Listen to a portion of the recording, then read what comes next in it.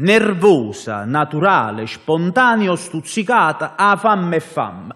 Non la puoi definire appetito, languore, senso di vuoto. Quando lo stomaco pare una ferriera, solo di fame si può parlare. Perché la fame non la puoi relegare ad orari regolari e standardizzati, precisi e cronometrati, come fanno a Milano. Con tutto il rispetto per i milanesi che si saziano con queste moderne forme di nutrizione, come, che so, la pericena, ma per grazia di Dio, la fame nostra è un'altra storia. È una forma virale che ti colpisce nei momenti più disparati, è inattesa, fulminea, ti coglie di sorpresa e non puoi fare che assecondarla, perché se la sfidi è vendicativa e non ti dà pace, ed allora si accontenta quando l'hai servita e riverita. Me le salutate le diete le insapatezze che la modernità ostinatamente ci vuole propinare. La fame è dispettosa e furba, si accorge subito quando cerchi di fuorviarla e ti castiga, ti irrequieta, non ti lascia dormire e ti fa diventare una pezza. A credenza. E 3. Mi gira, mi vota e mi gira, non posso dormire. Suona la campana da chiesa immacolata e gli occhi si sgranano, non si possono inserrare.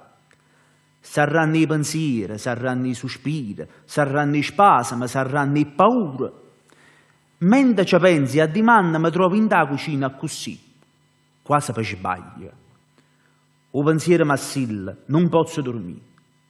A rapa a credenza, o pane da ieri, una pizza che sale, una votata che luoglio, un mezzo bicchiere e mi scorda i pensieri.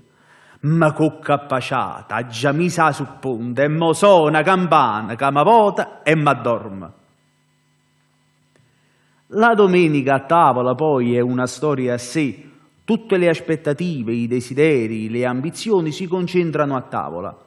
In quelle ore qualsiasi cosa assume un senso diverso.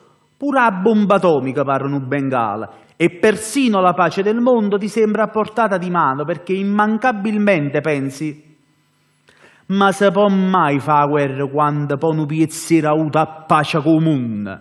Signori della guerra, fate pietà.